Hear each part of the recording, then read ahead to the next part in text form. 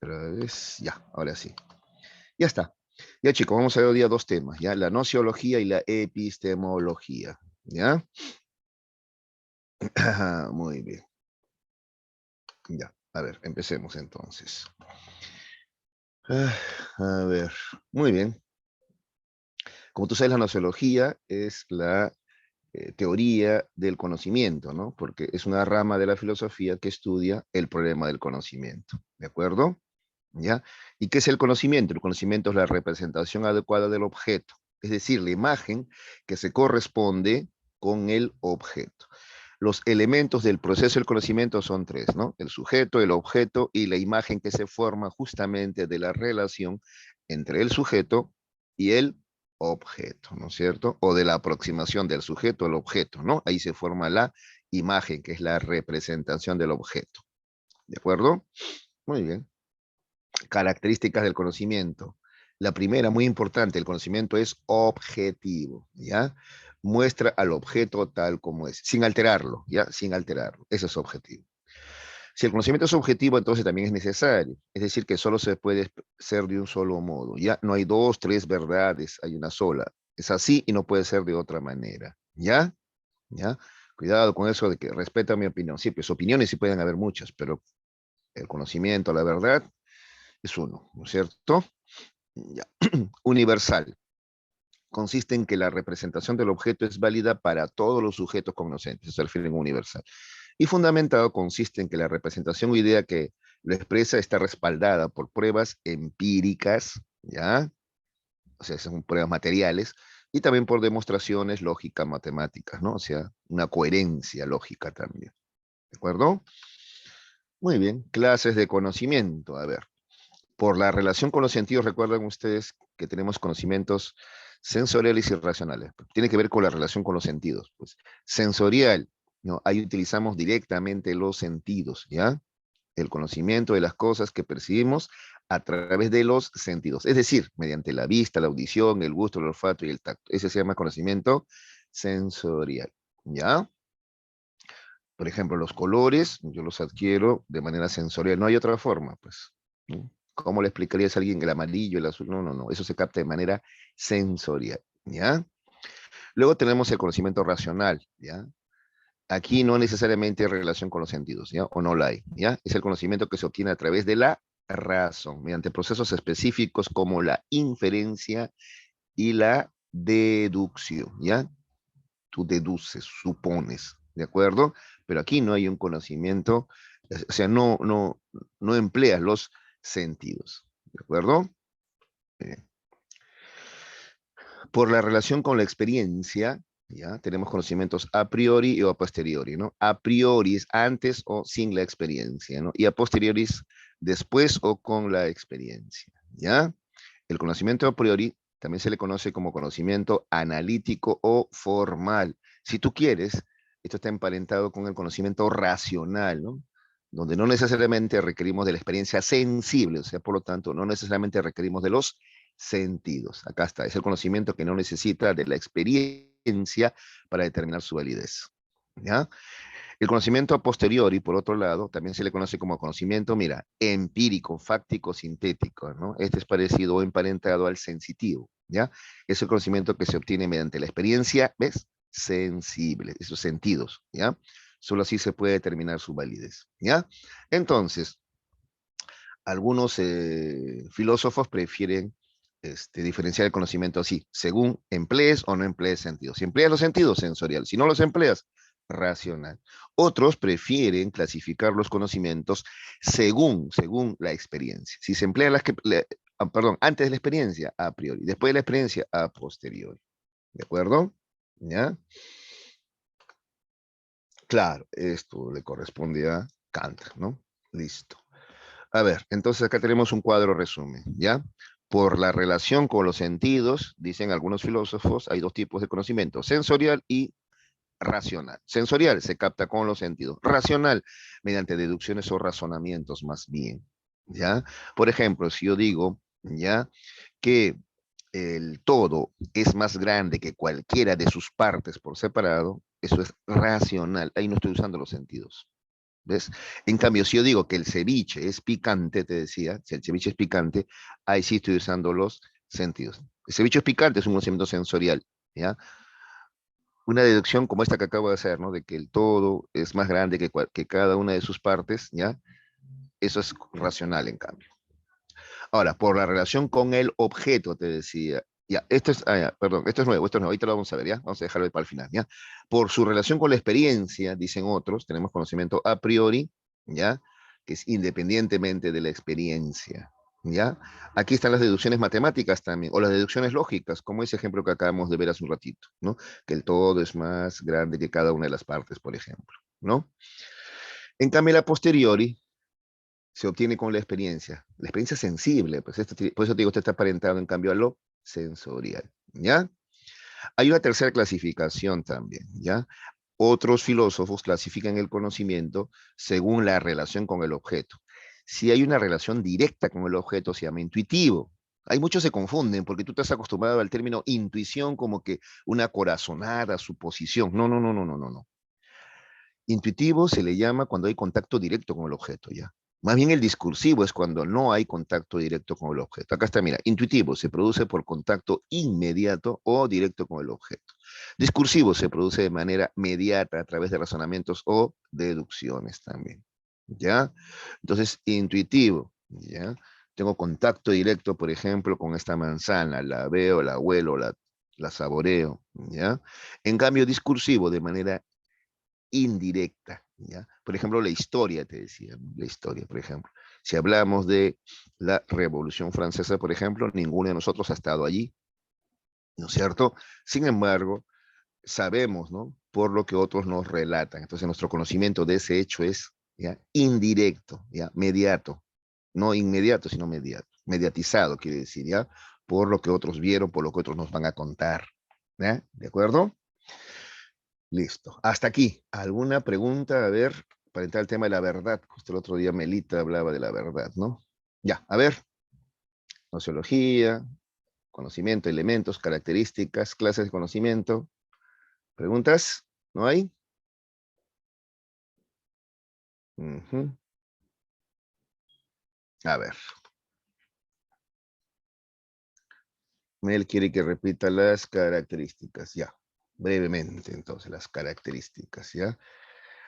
Yo te decía que no todo lo que está en nuestra cabeza es conocimiento. ¿Te acuerdas? En nuestra cabeza también hay creencias, opiniones, no necesariamente conocimiento, ¿no? Pero ¿cuál es la diferencia entre, por ejemplo, los conocimientos y las opiniones o creencias? Bueno, que el conocimiento, en primer lugar, es objetivo. O sea, objetivo quiere decir que es un reflejo fiel de la realidad. Acá dice, muestra el objeto tal como es, ¿de acuerdo? No como yo quisiera que sea, sino tal como es. De pronto yo como patriota digo, la comida peruana es la mejor del mundo, ¿ya? Pero en realidad no es así. Es sabrosa, sí, pero es demasiado cargada de grasa, por eso somos tan gorditos de repente, ¿no? ¿Ves? Entonces estoy siendo objetivo. A muchos no les va a gustar, ¿ah? Ah, estás en contra, antipatriota, que saboteas la economía nacional, hasta acá, a mí, ¿no? Pero yo diré, no, estoy esforzándome por ser objetivo, decir la realidad tal cual es, más allá de que a mí me guste o no me guste ese resultado. Eso es objetivo, ¿ya? Reflejarte la realidad tal cual es, ¿de acuerdo? Necesario, solo puede ser de un modo, claro, si el conocimiento es objetivo, ¿ya? O sea, la verdad es una, a eso se refiere con necesario, ¿ya? Solo puede ser de un modo. Por ejemplo, 2 más 2 es igual a 4. No me vas a decir que es 4.5, 4.1, o a la vez es 4 y 5, o depende. No, no, no, no, no. Necesaria, obligatoriamente 2 más 2 es 4. No puede ser de otra manera, ¿de acuerdo? Esta característica se deriva del ser objetivo. Ahora, si el conocimiento es subjetivo y necesario, también es universal, ¿ya? Si es de una sola manera, es así, es válido así para todos.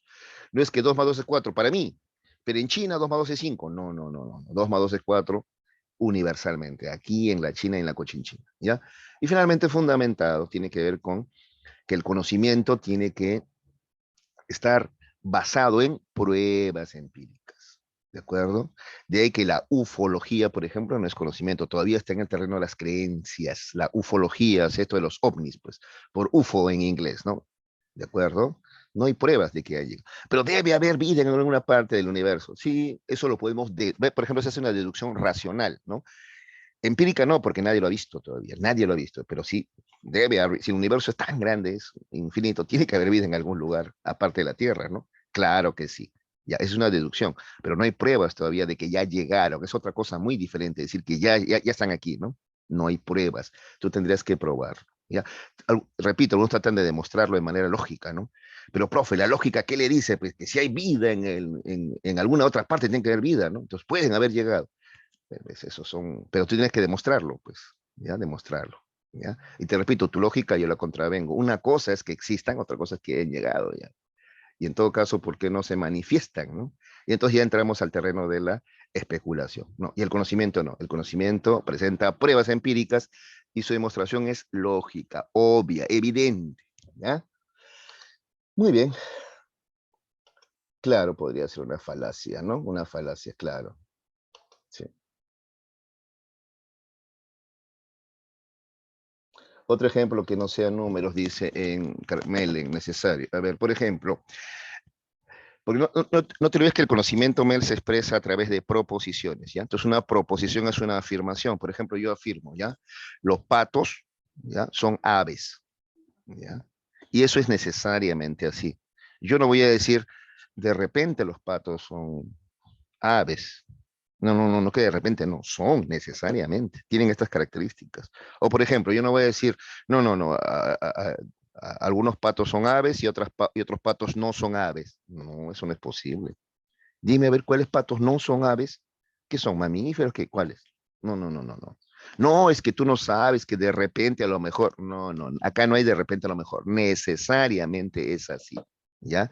Esto no admite contradicción o no admite dos opiniones opuestas, no, ¿ya? Los patos son aves, sí, o sí, ¿ya? No es que de repente a lo mejor, o que de repente por ahí hay un pato mamífero, no. Entonces ya no sería pato, pues, ¿de acuerdo? A eso se refiere con necesario. Es así y no puede ser de otra manera, ¿ya?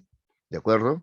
Por eso te digo, estamos muy acostumbrados a esto de las opiniones. Pues bueno, esa será tu opinión, pero mi opinión, yo opino, yo creo, a mí me parece. Cuando tú estás con yo opino, me parece, yo creo, primero estás contra de ser objetivo y contra de lo necesario también, ¿ya? Objetivo, la realidad tal cual es y necesario obligatoriamente es así y no puede ser de otra manera. Listo, ahora sí le quedó claro a Melita, espero que a todos. Y seguimos, ¿ya? La verdad, ¿ya? Entonces, los conocimientos se expresan como proposiciones, ¿ya? Y una proposición, ¿de acuerdo? Una proposición es un enunciado aseverativo, ¿ya? O sea, una afirmación que puede ser verdadera o falsa. Por ejemplo, acabo de señalar una, ¿no? Los patos son mamíferos. Listo. ¿Y cómo sé que eso es verdad? A ver, al respecto hay varias teorías, pues, ¿ya? ¿Ya? Vuelvo a repetir. ¿Cómo sé que la afirmación los patos son mamíferos es verdad? ¿Cómo lo sé? Entonces, por ejemplo, de arranque nomás, Aristóteles te diría la verdad como correspondencia. Esa es su teoría. ¿Qué significa? Dice, un juicio o un enunciado será verdadero cuando describe y se ajusta a los hechos, cuando se corresponde con ellos, con los hechos, y será falso en caso contrario. Esa es la definición clásica de verdad. ¿Ya? Una afirmación es verdadera cuando se confirma en los hechos. ¿Ya?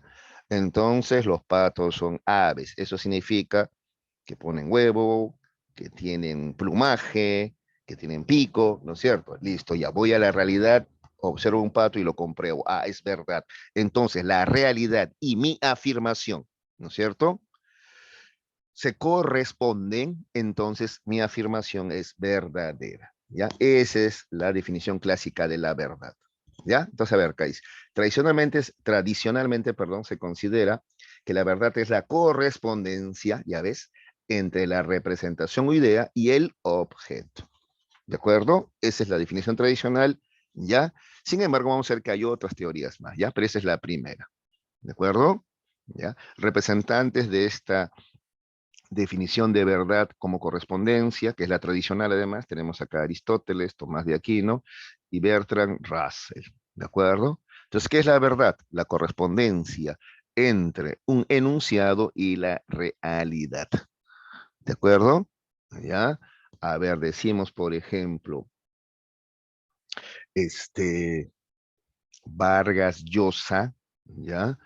Nació en Perú, ¿ya? Entonces, por ejemplo, esa afirmación, ¿cómo sabemos que es verdadera? Vamos a la realidad, ¿no? No sé, buscamos su partida de nacimiento, testigos, lo entrevistan y todo. Ah, ya, entonces la realidad, ¿no? Se corresponde con la afirmación. Entonces eso es verdadero, ¿ya? Listo. Sin embargo, veamos otros criterios de verdad, ¿ya? Por ejemplo, el propuesto por René Descartes. Acuérdate que Descartes es racionalista, ¿ya? Descartes es racionalista. Entonces, Descartes no te va a decir vamos a la realidad empírica, ¿no es cierto? No, no, pues porque Descartes es racionalista, ¿ya? Entonces, él te va a decir lo siguiente. Cuando captamos una verdad de un modo tan claro y evidente, que experimentamos de una forma tan indudable que no podemos rechazarla. Ya, esa es la verdad como evidencia. O sea, cuando algo es tan obvio, evidente, lógico, ¿no es cierto? Ese es un criterio de verdad. Y tú lo sientes, tú sientes cuando algo es obvio, pues, ¿de acuerdo? ¿Ya? Entonces, yo existo, ¿de acuerdo? ¿Ya? Yo existo, digo, señal, ya. ¿Cómo compruebo que eso es verdad? Porque es algo evidente, obvio, y yo lo siento así, ¿no? ¿Ya? Aún así, él dice, incluso hasta lo podemos probar de manera racional, ¿no? Si existe la pregunta, entonces existo yo, pero igual llegas a lo mismo, es tan obvio que es verdadero, ¿ya? Esa es la verdad como evidencia, ¿ya? Entonces, un enunciado es verdadero en la medida que es evidente, obvio, ¿ya? Para la razón, ¿ya? Eso es lo que dice René Descartes, ¿ya? Esa es otra teoría de la verdad, ¿ya? La verdad como coherencia, ¿ya? Un enunciado es verdadero, dice, cuando no encierra ninguna contradicción consigo mismo, ni con ningún otro enunciado del mismo sistema. Esa es la verdad como coherencia, ¿ya? O sea, un enunciado tiene que ser coherente, no admitir contradicciones, ¿ya? Dice, por ejemplo, cuando un matemático dice que es verdad que el número 3 es entero y primo, ¿ya? Dadas ciertas definiciones, ¿no? O características que tiene el número entero y número primo, justamente. Quiere decir que el enunciado, el número 3 es entero y primo, es coherente con nuestras definiciones justamente de número entero y de número primo. No admite contradicción, pues. ¿Ya? Esa es la verdad como querés. Entonces, un enunciado es verdadero en la medida que sea coherente, ¿ya? Es decir, que no admita contradicciones, pues. Porque si admite contradicciones, entonces ya no es verdadero, ¿ya? Podría ser un razonamiento o un enunciado falso, pues, ¿ya? Por contradictorio, justamente. ¿De acuerdo? ¿Ya? No sé, se me ocurre, por ejemplo, si yo digo, ¿no? Existen tres sexos, existe el tercer sexo, digo yo, por ejemplo, ¿no? Entonces eso es incoherente, pues, porque si nos atenemos a la definición, biológicamente el sexo es la condición de ser macho o hembra, tener pene o vulva. Entonces, ¿de dónde me sacas tercer sexo? ¿No? Eso es contradictorio, hay una contradicción. Entonces no es verdad, pues. ¿De acuerdo? ¿Ya? Entonces muchos de los que sostenían eso han tenido que recular, ¿no? Y en la actualidad ya no hablan de sexo, de tercer sexo, sino hablan de orientación, ¿no? O inclinación sexual, y estas pueden ser diversas, ¿no? O ya se manifiestan en contra de este dualismo sexual, dicen ellos, ¿no? Bueno, en fin. El tema es ese, ¿ya? Entonces la verdad como coherencia, ¿ya? Un enunciado es verdadero en la medida que no admita contradicciones. Si hay contradicciones, no es verdadero, es falso, pues, ¿ya? Luego tenemos a William James y el pragmatismo, ¿se acuerdan? William James, el representante del pragmatismo, ¿ya? La verdad como utilidad, ¿ya? Dice que para afirmar que una doctrina o teoría sea verdadera, ¿cuál es el criterio? Su utilidad, su provecho, ¿de acuerdo? A ver, dice, en este caso la verdad no se relaciona especialmente con el sujeto, las representaciones o los objetos, sino con la incidencia social, o sea, el resultado, la utilidad, ¿ya? Entonces, la incidencia social, político y económica de nuestros conocimientos. Por ejemplo, mira, por ejemplo, una teoría sobre el SIDA es verdadera si aplicando dicha teoría podemos curar la enfermedad. O si podemos predecir con éxito quién en determinadas circunstancias enfermará o no. ¿De acuerdo? Entonces, un enunciado es verdadero en la medida que funcione, sirva, sea útil. ¿De acuerdo? Ese es el criterio. Entonces, ¿tú quieres saber que algo es verdadero o falso? No, que si es lógico. No. ¿Funciona o no funciona? Funciona, es verdadero. No funciona, es falso. ¿Ya? Eso es lo que dicen los pragmáticos con William James a la cada vez. Muy bien. Rápido, a ver, ¿alguna pregunta sobre la verdad? ¿Alguna de sus teorías? ¿Cómo estamos con la hora?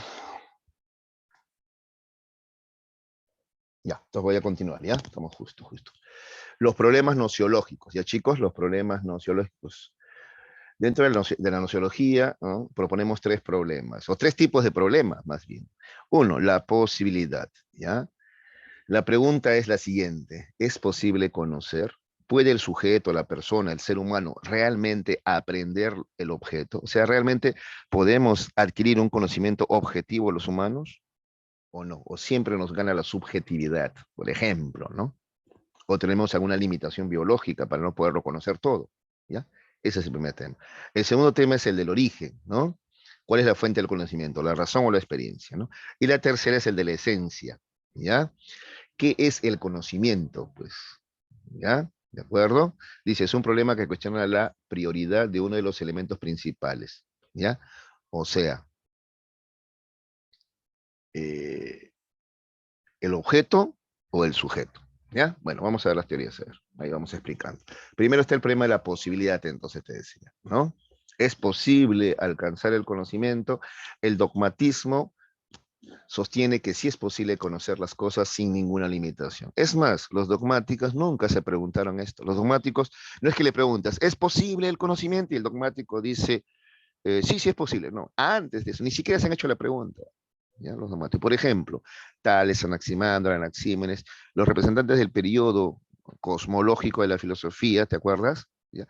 Ellos nunca se preguntaron siquiera que el conocimiento tenía, si el conocimiento tenía limitaciones, o sea, si era posible conocerlo todo, ¿no? Ellos asumieron que evidentemente, como diría Descartes, es evidente que el hombre lo puede conocer todo, pues. Por eso ellos se dieron a la tarea tan grande, titánica, ¿no? De descubrir el arjé, ¿no? El arjé o principio de todo lo existente. Mira la tarea que se dieron, ¿ah? Los escépticos son posteriores, ¿no? Los escépticos proponen que el hombre no es capaz de alcanzar conocimientos objetivos. Acá está, el sujeto no puede aprender el objeto. Es decir, no es posible obtener un conocimiento absoluto y seguro de las cosas, ¿ya? El hombre a lo más, ¿no? Se aproxima al conocimiento, ¿ya? Aunque hay posturas también diversas dentro del escepticismo, ¿te acuerdas? El escepticismo radical de Pirrón de Elis, ¿te acuerdas? Acá yo no lo pongo, sería muy amplio, pues, ¿no? Pero sí te acuerdas, ¿no? Si no, repasa, nota si no te acuerdas. A ver, no me acuerdo ahorita, entonces voy a repasarlo, ¿ya?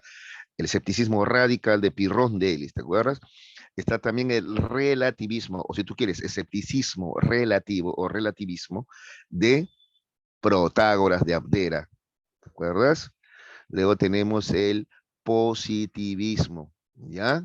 El positivismo de Augusto Comte, ¿ya? Después también tenemos el agnosticismo de David Hume, ¿ya? Todas estas posturas dentro del escepticismo, ¿de acuerdo? Y luego tenemos al criticismo de Immanuel Kant, ¿no?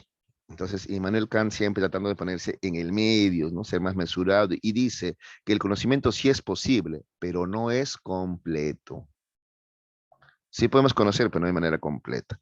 Dicho de otra manera, dice Kant, solo se puede conocer el objeto tal y como se le aparece al sujeto, o sea, a nosotros. Eso se llama la representación fenoménica que tenemos del objeto, pero no tal y como efectivamente es el objeto. Eso se le llamaría el nómeno. Dicho de otra manera, solamente conocemos el fenómeno, según los sentidos, según la capacidad racional que tenemos. Pero el nómeno, o sea, la realidad tal cual es en toda su complejidad infinita, eso no lo podemos conocer, ¿ya? Eso dice el criticismo de Kant. ¿De acuerdo? ¿Preguntas sobre el problema de la posibilidad del conocimiento?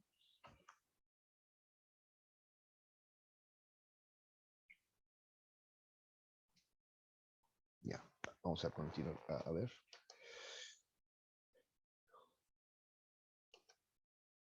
¿Ya? Ejemplo del criticismo, a ver.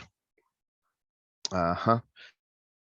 Por ejemplo, a ver, si vamos a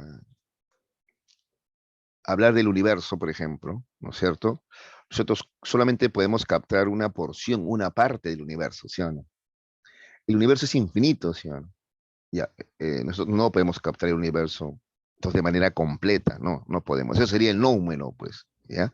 El universo infinito. Y cuando hablamos de infinito, hablamos de espacio y tiempo, ¿no es cierto? El ser humano, sin embargo, ¿puede captar espacio y tiempo? Sí, claro que puede. ¿Pero lo puede captar todo? No, no lo puede captar todo. ¿De acuerdo? Ujú.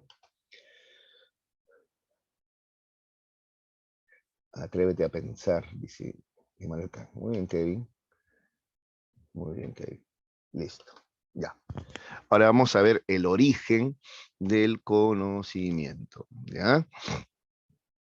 Respecto al problema del origen, a ver, tenemos tres posturas también, ¿no?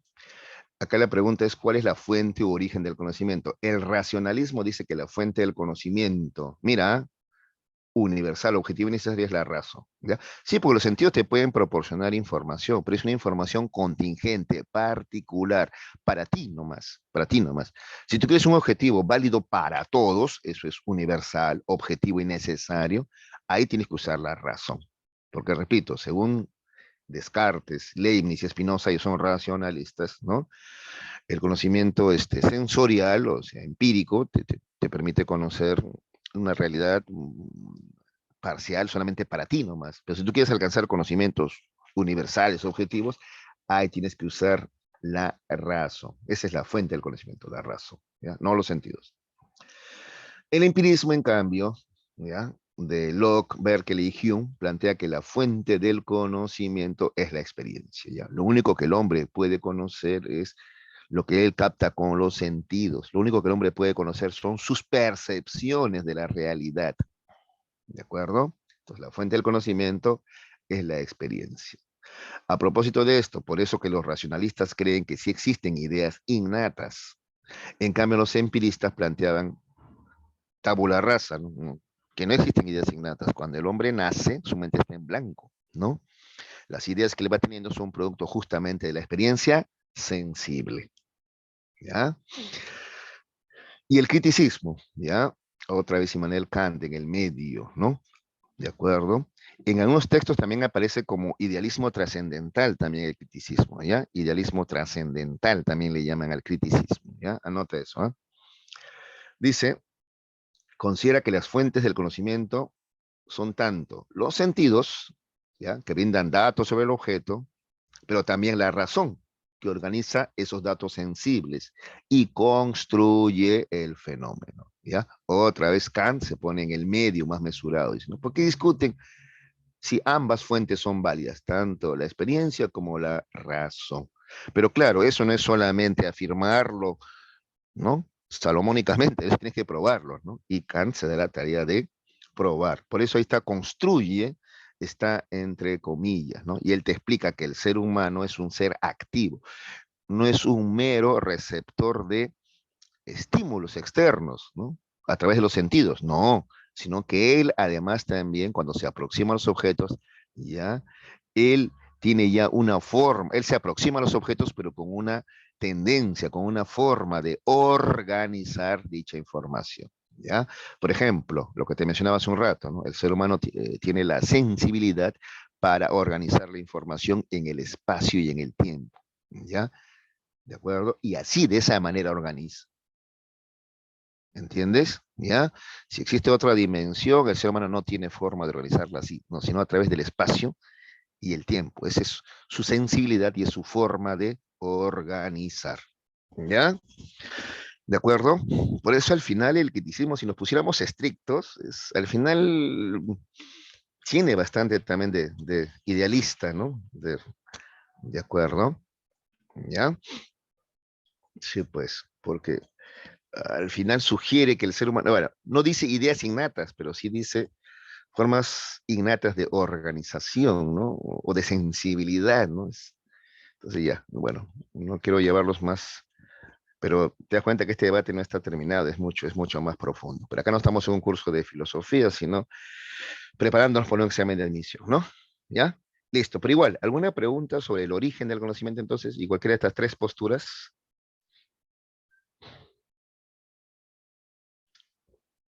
Es más, Kant dice, ¿no? que la experiencia sin la razón sería ciega. Pero al revés, la razón, solamente la racionalidad, sin la experiencia también sería cáscara vacía, puras deducciones y suposiciones nomás, ¿no? Por eso se requiere de ambos, ¿ya? Tanto de la razón como de la experiencia. Listo. Respecto al problema de la esencia del conocimiento, ¿ya? Entonces, aquí la pregunta ¿es el sujeto el que determina al objeto o es al revés? Es el objeto el que determina al sujeto, ¿ya?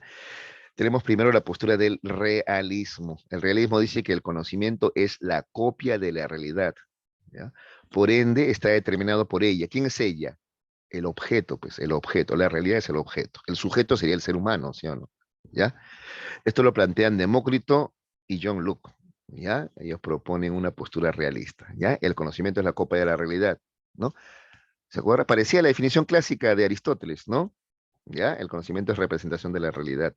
Entonces, ¿el conocimiento de quién depende? ¿Del sujeto? No, depende del objeto, ¿ya? De la realidad, ¿de acuerdo? Ese es el realismo, ¿ya? Entonces, sí existe, pues, el conocimiento, ¿no? Propondrían ellos. El idealismo, en cambio, mira, se va al otro extremo. El idealismo plantea lo contrario. Para Platón y Hegel no existen las cosas reales independientes de la conciencia. No, no, no, no. El conocimiento es la proyección del sujeto nada más. Por lo que el mundo exterior se reduce a las ideas que los seres humanos tengan de este. ¿Ves? Entonces acá el conocimiento no proviene del objeto, sino del sujeto, o sea, del ser humano. Porque el conocimiento solamente es la proyección que el sujeto hace. ¿Te acuerdas? Por ejemplo, según Platón, eh, por ejemplo, la idea de bien, la idea de blanco, la idea de hombre, esas son ideas que existen antes que el hombre, ¿ya? Corpóreamente hablando, ¿ya? El alma humana sí era parte de ese mundo de las ideas, ¿ya? Luego, esta alma habita un cuerpo, entonces en tu alma ya están esas verdades, ¿ya? Tú lo único que vas a hacer es proyectar esas verdades, ¿de acuerdo? Entonces, ¿el conocimiento está fuera en la realidad? No, Platón dice el conocimiento está dentro de ti, en tu alma está, ¿ya? ¿De acuerdo? Entonces, mira, para el realismo el conocimiento lo encuentras fuera de ti, ¿ya? En la realidad, porque es representación de la realidad. En cambio, para el idealismo no, el conocimiento lo encuentras dentro de ti, ¿ya? Porque los conocimientos son solamente proyecciones, ¿ya? De la conciencia o del alma humana, ¿ya? Eso dicen Platón y Hegel. Luego tenemos el fenomenalismo. ¿Quién crees que está otra vez en medio? Immanuel Kant, ¿no es cierto? ¿Ya? Muy bien. Él dice que, a ver, no conocemos las cosas como realmente son. Ya sabemos eso, ¿no? Solamente conocemos lo fenoménico, ¿te acuerdas? No el noumeno, ¿no? Ya. Entonces dice, no conocemos las cosas como realmente son en sí mismas, sino cómo se nos aparece o cómo se nos presenta, ¿no? Fenoménicamente, ¿no es cierto? El fenómeno que el sujeto conoce es producto de la razón que organiza los datos, que sí, pues hemos captado por los sentidos de la realidad. ¿Ves? Ahí está, ambos, ¿ves? Entonces captamos información de la realidad, eso es empirismo, pero a la vez también la organizamos con la razón, eso es racionalismo, ¿ves? Que se pone en el medio, ¿no es cierto? ¿Ya? Ahora, ¿esto qué significa? Que el conocimiento es la construcción del objeto en el pensamiento del sujeto, entonces, ¿ya? El conocimiento, entonces, es la construcción que hace o sea, el sujeto, pero basado en la realidad, pues. ¿Ya? Por eso que dice, el conocimiento es la construcción del objeto, o sea, a través de mis sentidos capto al objeto, ¿ya? Pero lo construyo a través de mi razón, mi pensamiento, mis sentidos también, por último, ¿ya? Eso se llama fenomenalismo. Dicho de otra manera, entonces, ¿qué es el conocimiento? La representación fenoménica, ¿ya? No el nóumeno, no, el nóumeno no podemos conocer. El nóumeno es la realidad. ¿El ser humano conoce toda la realidad? No, solamente se representa una parte de él. Eso se llama el fenómeno, ¿ya? El fenómeno, fenomenalismo, ¿ya? Listo. Esta es la parte un poquito más abstracta, ¿no? Pero ahí está, ¿ya? Repasa lo que te acabo de explicar, ¿ya? Supongo que va a haber grabación de esto, ¿no? Cualquier cosa me preguntas luego. Ya me está faltando tiempo. Ya. Epistemología es la teoría de la ciencia. ¿Qué es la ciencia? Son conocimientos, pero que tienen estas características, ordenados sistemáticamente, ¿ya? Sobre el universo que permite deducir principios y leyes generales, ¿de acuerdo? Entonces, el conocimiento científico es obtenido mediante el método científico. Cuando hablamos de método, hablamos de procedimiento, pasos estrictos, ¿ya? El conocimiento científico tiene estas características. Objetivo, ya sabemos qué es, pero además este es metódico, ¿ya? Se obtiene siguiendo ciertos procedimientos, porque si no, tú puedes obtener conocimientos equivocados, errados. No, no, no, no. Tú requieres seguir un conjunto de procedimientos. Ahorita vamos a ver el método científico, justamente, ¿ya? Además, el conocimiento científico tiene que ser racional, fundamentado y regional o particular. O sea, estudia una parte de la realidad nomás, ¿ya? No pretende estudiarlo todo como la filosofía, ¿ya? Clasificación de las ciencias, ¿ya? Según su objeto de estudio, ¿ya? Las ciencias pueden ser formales o fácticas. Formales tienen por objeto, perdón, el estudio de entidades ideales y conceptos abstractos, ¿ya? Por eso acá están las matemáticas y la lógica. Esas dos son ciencias formales, ¿ya? Porque estudian entidades ideales y conceptos abstractos, los números, las figuras geométricas, ¿ya? ¿De acuerdo? Son abstractos. En cambio, las ciencias fácticas ya tienen por objeto el estudio de entidades observables de la realidad, ¿ya? De las cuales se obtienen mediciones y descripciones, ¿ya? Por eso su método es científico empírico, ¿ya? En cambio, en las ciencias formales su método es lógico formal. Esto es racional nada más, ¿ya? En cambio, este es científico empírico, ¿te das cuenta? ¿Ya? Son ciencias fácticas, a ver, hay dos tipos de ciencias fácticas, ¿ya? Las ciencias naturales, como la física, la biología, y las ciencias sociales, como la sociología, la economía, la geografía, etcétera. Ahora, según su función, tenemos ciencias puras y ciencias aplicadas. Las ciencias puras son las teóricas, pues, ¿ya? Justifican un razonamiento o explican un fenómeno. Su único objetivo es producir conocimientos, ¿ves? Pues son teóricas, pues, ¿ya? Son ciencias, ¿ves? Teóricas. La física teórica, la sociología, la matemática, la química. En cambio, las ciencias aplicadas aplican el conocimiento adquirido, ¿no? Por las ciencias puras para satisfacer necesidades sociales. Son ciencias, ¿ves? Aplicadas justamente, ¿ya? Por ejemplo, la ingeniería, las ingenierías, la administración, la medicina, la psiquiatría. Funciones de la ciencia, ¿ya? Esto ya lo hemos visto varias veces, ¿ah? Porque cuando expliqué la psicología como ciencia, ahí también vimos esto, ¿no? Descripción es señalar las características del objeto. Explicar, establecer cuáles son las causas o razones por las cuales ocurre este objeto, este fenómeno. Predicción, anticipar la ocurrencia de un hecho. Y aplicación es resolver un problema, pues, porque para eso al fin y al cabo es la ciencia. La ciencia te permite resolver problemas, ¿no? Sino que para llegar a eso, primero hay que describir, o sea, qué es o cómo es el fenómeno, explicar cuáles son las razones, causas que lo originan, predecir, anticipar lo que puede ocurrir. Con todo eso tú aplicas o resuelves un problema, ¿ya? Aquí está el método científico, este ya lo hemos visto, ¿no? Primero tú te propones o planteas un problema, ¿de acuerdo? Luego propones también una solución posible a ese problema, eso se llama la hipótesis, ¿de acuerdo? Por ejemplo, un problema, ¿cómo se origina el cáncer del colon? ¿Por qué nacen los bebés con microcefalia, o sea, cabeza chiquitita, ¿no? Son problemas, por ejemplo. Hipótesis, respuestas tentativas al problema. Por ejemplo, el cáncer de colon se origina de manera hereditaria o por el excesivo consumo de la comida chatarra. ¿Ves? Esa es una hipótesis, una respuesta tentativa a la primera pregunta. Y a la segunda pregunta también, a ver, los bebés nacen con microcefalia como producto de que la madre tuvo la enfermedad del Zika durante el embarazo. Eso es una hipótesis, ¿ya? Luego vas a tener que contrastar, ¿ya? La hipótesis, pues, consiste en someter a prueba las hipótesis para determinar si los hechos lo comprueban o lo refutan, ¿ya? La contrastación requiere a veces la realización de experimentos, ¿ya? En la tarea de la contrastación se usan técnicas y herramientas tecnológicas, así como cuadros estadísticos. ¿Cómo contrastaríamos, por ejemplo, el tema del cáncer de colon? ¿Ya? A ver, observar a personas, por ejemplo, ¿ya? A ver, supongamos, así, si dice que es hereditario, ¿no? Entonces, por ejemplo, ya. Entonces, un señor ha tenido cáncer de colon, ya. Entonces, el médico comienza a observar a los hijos. Le hace un seguimiento a los hijos, ¿no? Si los hijos también, después de años, desarrollan cáncer de colon, ah, ya ves, era hereditario. Ya contrastamos, ya comprobamos. La hipótesis es verdadera, por tanto. Pero si ocurre que no, que de 3, 1 y 2 no. Entonces puede ser hereditario, pero también puede ser, bueno, habría que ver qué vida llevó, a ver cómo lo observamos. Y es difícil, ¿no? O sea que habría que observarlo y ver qué come diario durante años, ¿no?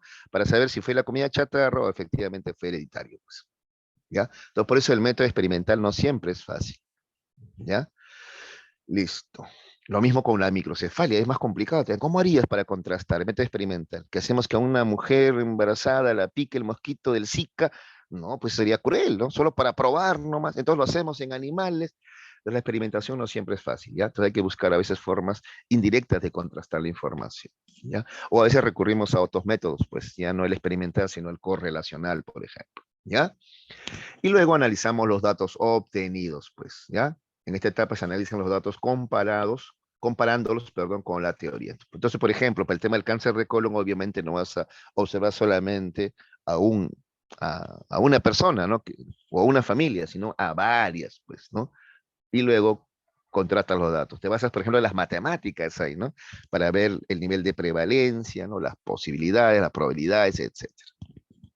Entonces, es el método científico, ¿ya? Problema, hipótesis, contrastación y finalmente análisis de datos. Así se obtienen leyes y teorías científicas, ¿ya? Una ley, ¿ya?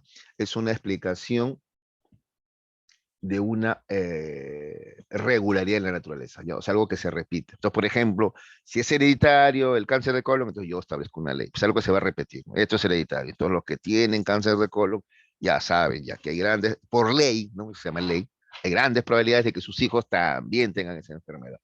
Entonces, ya pues, vas a tener más hijos o no, ya tú tienes que pensarlo, pues, ¿no? Ya conociendo esta ley, ¿ya? Lo mismo es una teoría científica, pero una teoría científica es más amplia que una ley, ¿de acuerdo? Esa es la diferencia. El problema epistemológico, a ver brevemente, ¿ya? Entonces, ¿cuál es el método científico más adecuado? ¿Cuál es la forma de alcanzar conocimientos científicos? ¿Ya?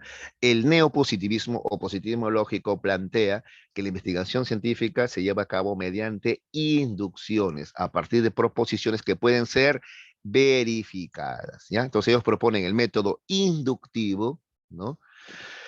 Y como forma de alcanzar la verdad, la verificación. Eso es lo que propone el Círculo de Viena. ¿Ya? El criterio de verificación, a ver, entonces, un enunciado es científico siempre y cuando pueda ser verificado. ¿Ya? Ahora, la verificación, sin embargo, ojo, puede ser a priori, mediante la razón, o a posteriori, mediante la experiencia. ¿De acuerdo? ¿Ya? Ese es el criterio de verificación. Entonces, un enunciado es verdadero siempre y cuando se puede verificar. ¿Ya? Y los enunciados, estos científicos, ¿cómo se obtienen? A través de la inducción, o sea, de la observación particular, vamos a las generalizaciones. ¿Ya? El falsacionismo o racionalismo crítico de Popper cuestiona eso anterior, ¿ya? Partiendo de rechazar la verificación. Según Popper, no es posible hacer una verificación tal como la propone el neopositivismo, ¿ya? ¿Por qué? Porque las leyes científicas son enunciados universales, por tanto es imposible la verificación. Yo puedo verificar cosas pequeñas, ¿no? Pero leyes universales, ¿no?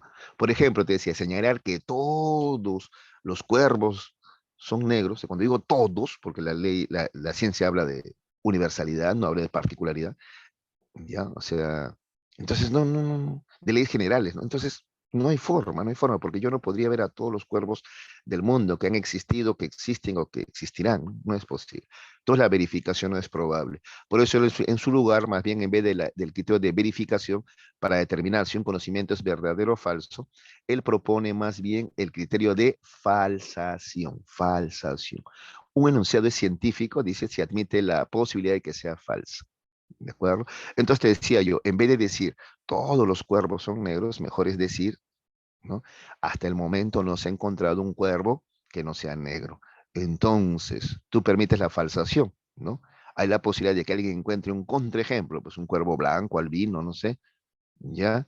Y para analizar esa verdad, ¿ya? Dejas abierta esa posibilidad.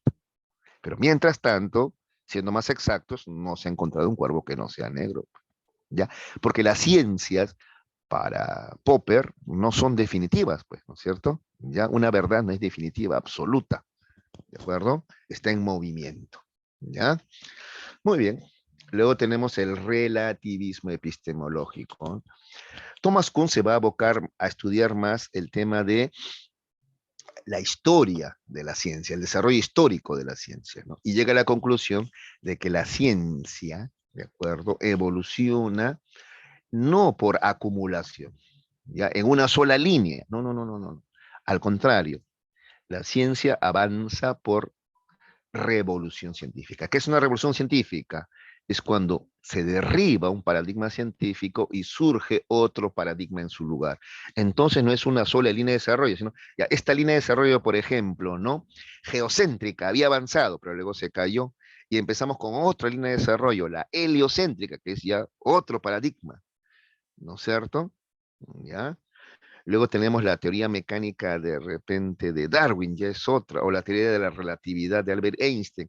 Entonces la ciencia avanza así, por revolución científica, que, no por acumulación, por revolución. ¿Y qué es la revolución?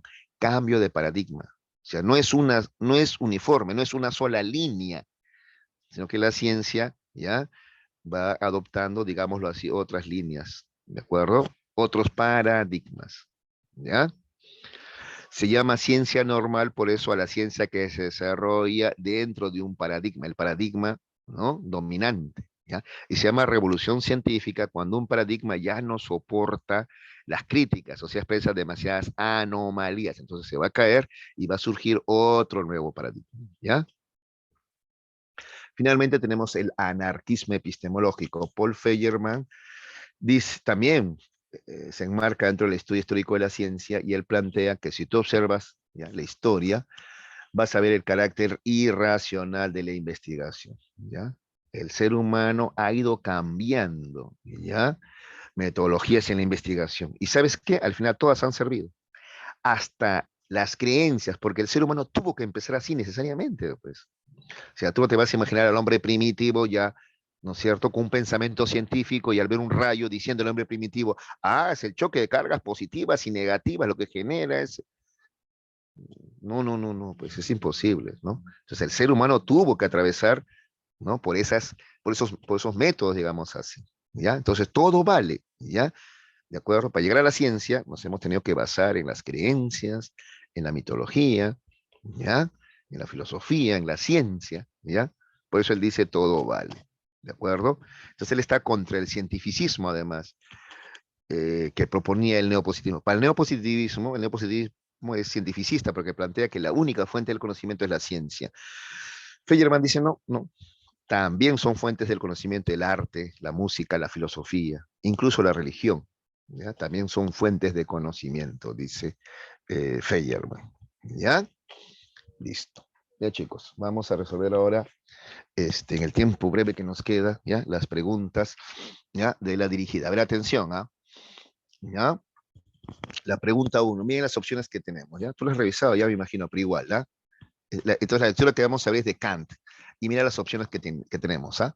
Sostiene que que las categorías son comunes a todo ser sensible, defiende la perspectiva de la verdad como correspondencia, critica radicalmente toda forma de apriorismo nociológico, sostiene que es posible un conocimiento absoluto de la realidad.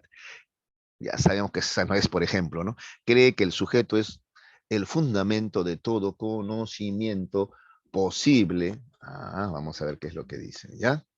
Ya, algunos están respondiendo, ya me parece genial. Vamos a verla. Quiere decir que han visto ya la información antes. Dice así, dice Kant, ¿ya? Entonces, únicamente la sensibilidad es intuitiva.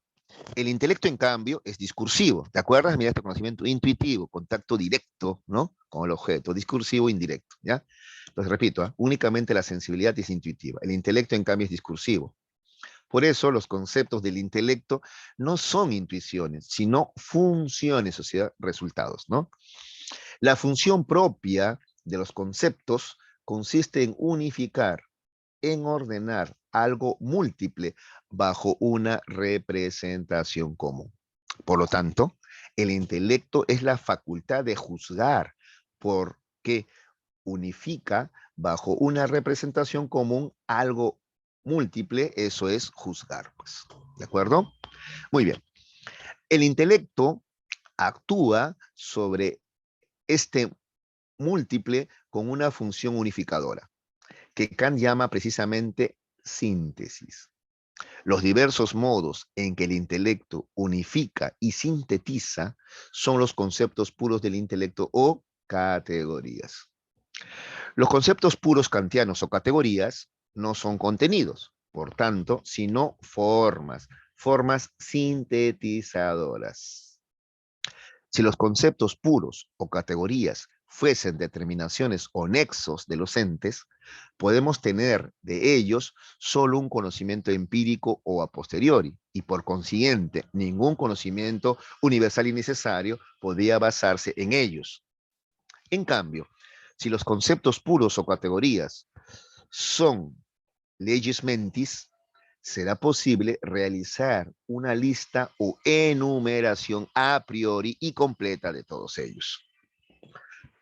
El sujeto, al captar sensiblemente las cosas, las espacializa de espacio, ¿ya? Las temporaliza. Esas son las sensibilidades que tenemos por los humanos, ¿no? Espacio y tiempo. Del mismo modo, al pensarlas, las ordena y las determina conceptualmente según los modos que son propios del pensamiento, obviamente humano, ¿ya?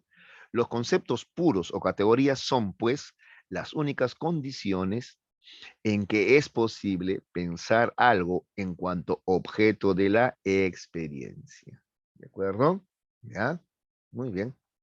Entonces, considerando la lectura anterior, podemos afirmar que Kant, si tú sabes lo que propone Kant, ¿no? Que el conocimiento depende de la experiencia, ¿no? Pero también de la razón, y cuando habla de razón, habla, por ejemplo, de esa sensibilidad espacio-temporal que tiene el humano, de que el ser humano además cumple un rol activo a la hora de conocer, no es meramente pasivo. Si tú sabes eso, incluso sin la lectura ya puedes tú contestar, ¿ya? Sostiene que las categorías son comunes a todo ser sensible. No, pues imagínate, los animales no tienen esas categorías. El ser humano sí.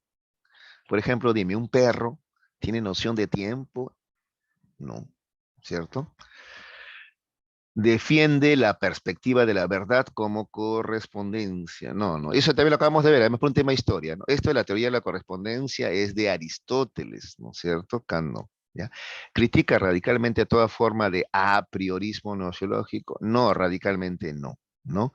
También considera que, ¿no?, la razón es importante, ¿ya? Sostiene que es posible, ¿ya? Por eso acá algunos marcaron la C, cuidado. No, no, no, no, no, radicalmente no. ¿Ya? Kant considera que la razón también es importante. O sea, para obtener conocimiento, la experiencia, sí, pero también la razón también. ¿Ya? Sostiene que es posible un conocimiento absoluto de la realidad, ya sabemos que no, ¿no? No conocemos el nómeno, solamente conocemos el fenómeno, ¿ya? Cree que el sujeto es el fundamento de todo conocimiento posible, sí, esa es la respuesta, ¿ya? El ser humano cumpliendo un rol activo con su sensibilidad, ¿ya? Muy bien. 2, señale el valor de verdad o falsedad. Entonces, uno es E, uno es E. ¿Ya? 2, señale el valor de verdad o falsedad de los siguientes enunciados relacionados con el criticismo kantiano. Vamos a ver, seguimos con Kant. ¿Ah? ¿Ah? A ver, representa un radicalismo escéptico acerca de la posibilidad de conocimiento. Pues ¿no? Escepticismo radical es de Pirrón de Elis, que dice que el hombre no puede conocer nada. Kant no dice eso. Kant dice que el hombre puede conocer, pero fenoménicamente. ¿De acuerdo? Entonces la 1 es falso. ¿Ya? Mira, acá hay precisiones. ¿Ah? 2, establece como completamente factible la comprensión de la realidad en sí. Esto de la realidad en sí es el noumeno, ¿sí o no? ¿Qué dice Kant? ¿Podemos conocer el noumeno? No, conocemos fenoménicamente. Falso también. 3, plantea que el hombre ordena la realidad a partir de sus propias estructuras. Eso es lo fenoménico, justamente, pues, ¿no? Dicho de otra manera, a partir de nuestra sensibilidad, ¿no?, o categorías, ¿no? Eso es verdadero, ¿ya? Por tanto, la respuesta es la B. Cosa que ya sabías, con las dos primeras, falso, falso, ya que te quedaba la B, nomás tenía que ser también, ¿no? No había otro. Listo. 3. Para Nicolás resulta completamente imposible demostrar la existencia de Dios, pues, aunque existiese, Este no podría ser ni experimentado por nuestros sentidos, ni ordenado por nuestro entendimiento. Por ende, considera que los conocimientos de carácter metafísico no son posibles. La perspectiva de Nicolás se asemeja a la propuesta nociológica de... ¿Cómo estamos con la hora? A ver. Seguimos con Kant, ¿ya? Esta es la postura de Kant, ¿ya? Esto también se puede saber por historia también, ¿ya? Si no sabes por historia, ¿qué te queda? Tienes que entender la lectura, ¿ya? Pero si no por un tema de historia, sabes que Kant plantea eso. Kant plantea que no se puede demostrar la existencia de Dios. Ni empírica ni racionalmente, no se puede demostrar la existencia de Dios. Sin embargo, él recomienda, sí, pero actuemos como si existiera un Dios, ¿ya? Eso dice él, ¿ah? ¿Ya? Entonces con eso no te vas a olvidar ya, ¿ya? Kant dice, no se puede probar ni experimental ni empíricamente que exista Dios, pero mejor actuemos como si sí existiera, pues, ¿ya? Listo. 4. La filosofía platónica supone un optimismo respecto a las capacidades cognitivas del ser humano, pues plantea que a través de la razón se puede alcanzar una comprensión plena de las formas o ideas de los objetos del mundo sensorial. De lo anterior se puede colegir que la filosofía de Platón tiene un carácter, acá está diciendo, ¿ah? Supone un optimismo respecto a las capacidades cognitivas. O sea, es optimista respecto a la capacidad del hombre para conocer, ¿no? Pues plantea, mira, que a través de la razón se puede alcanzar una comprensión plena. Comprensión plena, o sea, que se puede comprender todo, ¿sí o no? ¿Qué postura plantea que se puede comprender todo? A ver, ¿quién me dice? Que estamos volando con el tiempo, pero a ver. El dogmatismo, es una postura dogmática, ¿ya? El dogmatismo plantea que el hombre puede conocerlo todo, sin límites, ¿ya? 5. A ver, su otra lectura.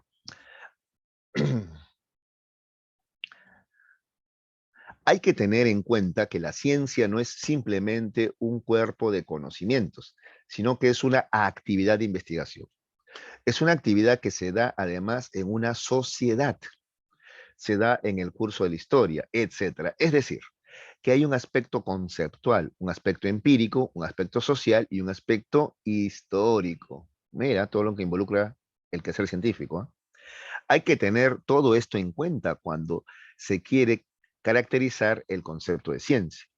Y aquí han fallado precisamente los filósofos que han pretendido definir la ciencia o el concepto de ciencia en un solo reglón. Es como decir, el elefante es orejudo. Esto es cierto, pero no basta. Hay más cosas, ¿no? Por ver, ¿no? Pues bien, la ciencia es un objeto tan complejo como un elefante. Si alguien menciona una disciplina totalmente aislada, que no forma parte del sistema de las ciencias, esto indica que no es ciencia genuina. Una de las características de la parapsicología y el psicoanálisis, etcétera, es que no se solapan con ninguna otra disciplina. Están aisladas, no forman parte de la familia de las ciencias. Esto corresponde a Mario Bunge. Mario Bunge es el que afirma. Entonces, en la lectura anterior, es correcto afirmar que, primero, la ciencia es dinámica, o sea, está en movimiento y se desarrolla dentro de un marco o contexto social, ¿ya? Dentro de un marco o contexto social. La respuesta es la C. La C. ¿Ya, chicos? 5C. ¿Ya? 5C. 6. A mediados del siglo XIX, la fiebre puerperal o fiebre del parto era muy común en los hospitales de Viena, con un desenlace frecuentemente fatal, pues producía la muerte de un alto porcentaje de parturientas. Ignaz Semmelweis, médico húngaro, demostró que la materia cadavérica era la causa de dicha fiebre. Por lo expuesto anteriormente, se deduce que la función de la ciencia aludida es la... A ver, ¿de qué estamos hablando acá? Describir, explicar, predecir, aplicar. A ver, explicar, pues claro, a ver, alguien contestó. Es explicar. ¿Por qué explicar? Porque mira. ¿Cuál es la causa de esta fiebre de parto? ¿No? ¿Ya? La materia cadavérica, ¿no? O sea, cadáver, por ejemplo, a ver, ya, la mujer dio a luz, ya, y quedó todavía dentro de ella, ya, células muertas, pues. Esa infección le causó la muerte, ¿no? Que a propósito es lo que causa, por ejemplo, muchas muertes en el tema del aborto, por ejemplo, ¿no? Sacan el feto, ya, lo extraen, bueno, pero quedan algunas partecitas de él y eso termina matando muchas veces a la mujer, ¿ya? Le genera una infección generalizada, ¿ya? Entonces, está descubriendo la causa. ¿Cuál es la causa de la fiebre, ¿no?, puerperal o de parto? ¿No? La presencia de materia cadavérica, o sea, piel muerta o células muertas, ¿ya? Dentro del vientre materno, pues, ¿ya? Entonces, eso es explicar, está señalando cuál es la causa, ¿ya? Aplicar no, porque todavía no propuso una solución, entonces la solución sería algún tipo de antibiótico, pero no, acá solamente está explicando, señalando cuál es la causa, nada más, ¿ya? 7. Sobre los límites del lenguaje. Se puede establecer para Wittgenstein, ¿te acuerdas de Wittgenstein que proponía él? ¿Ya? Que la función del lenguaje consiste en descubrir los hechos del mundo, ¿ya? Esa es la función del lenguaje, según Wittgenstein. 7. Ya, estamos contra el tiempo ya. Y finalmente la 8. A ver. Margot considera que contrastar una teoría significa intentar, ¿qué cosa? Refutarla, pues, mediante un contraejemplo, ¿no? Es decir, toda teoría debe ser susceptible de falsación. Se puede inferir entonces que Margot estaría de acuerdo con el filósofo. Ese es Karl Popper, ¿no? Karl Popper, ¿ya? La respuesta es la puedes revisar luego con calma. Anota tú las claves, ¿ya? Y si no tienes esta clase grabada también, entiendo yo, para repasarla. Y muchachos, cualquier pregunta o duda, la próxima semana ya el tiempo nos ha ganado y no quiero dejarlos sin su receso. Bien, nos vemos la próxima semana, muchachos. Un abrazo, cuídense mucho.